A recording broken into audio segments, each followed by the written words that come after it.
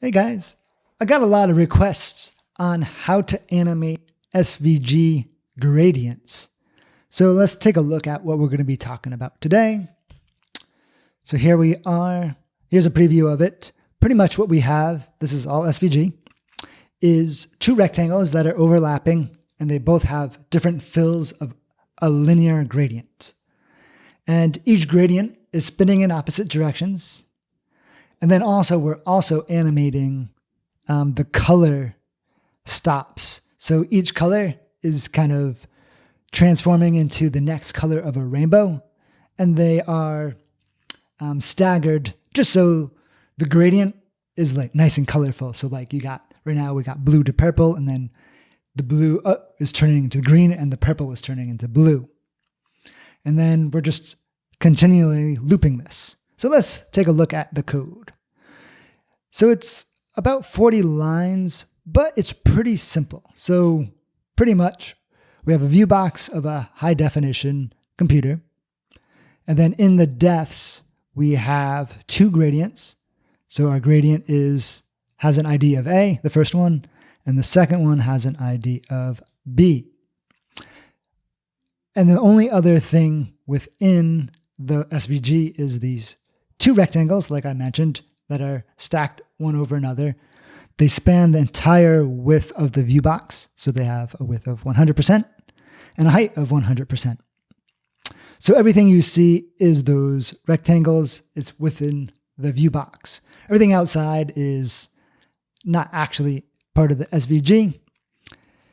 So again, the fill of A and the fill of B, and those are our two linear gradients. So we're going to take a closer look at those gradients now. So they look pretty intense, but SVG linear gradients are not too different than how you would approach CSS. Yes, there's different markup, but we pretty much have these stops that tell you along this line, right, is linear, along this line, what colors do we paint? And then the browser will handle the logic of picking the colors between those colors. So you at least need two stops within a linear gradient. You can have as many as you want. So in this case, I have three within this gradient. So we have one stop here, the second here, and the third here. And then this other one is a little bit easier. So we have one stop, a second stop, and that's it. So so I think this one, so let's look at the original. Even though there's a little bit more going on, within these stops we have animations. So each animation is specific to each color stop. And those color stops are positioned at the very beginning, so 0, at the very end, 1. And so if you wanted to have multiple, you could have them between those two numbers. And so we have the third is really right smack in the middle at the 50% mark, or 0.5. And then you would give each of these colors don't really matter because I'm overriding them with the values within this animation. And so let's take a look at that. So we have animate, and this class doesn't matter. I'm using this just for my own website or computer program, web-based app that I made.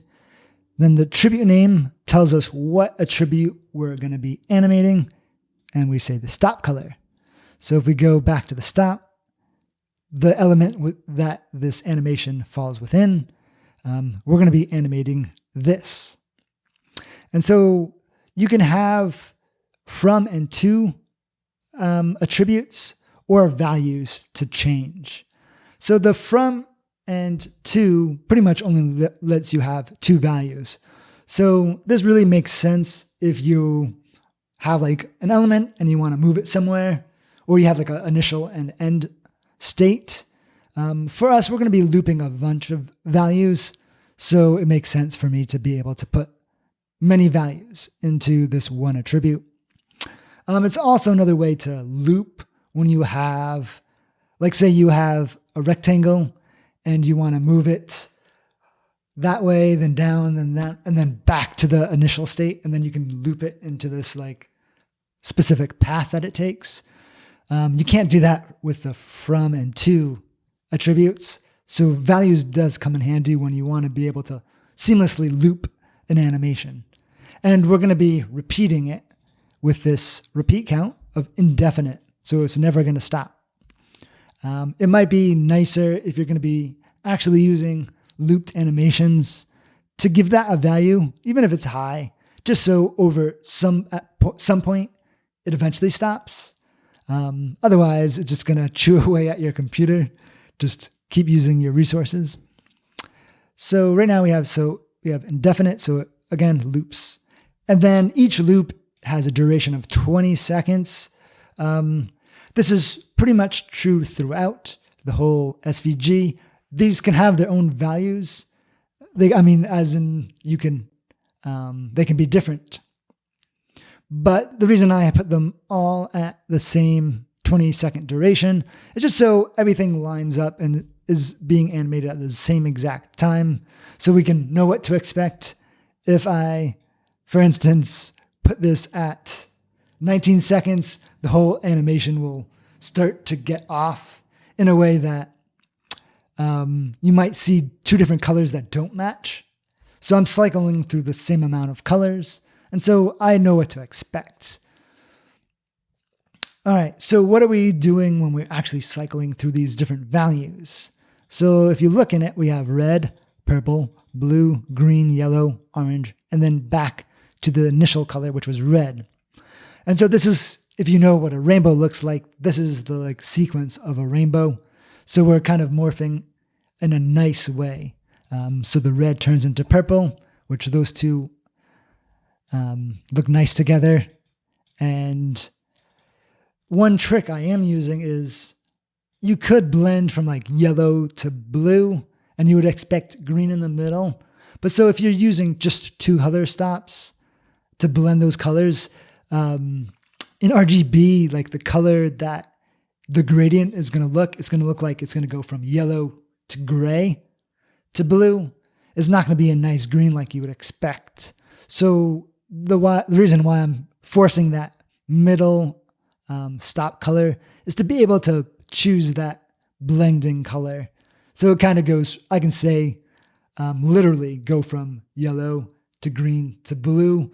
So there's none of that, or there's at least less of that gray going on that doesn't look as nice. So we have three color stops, and that's what's going on.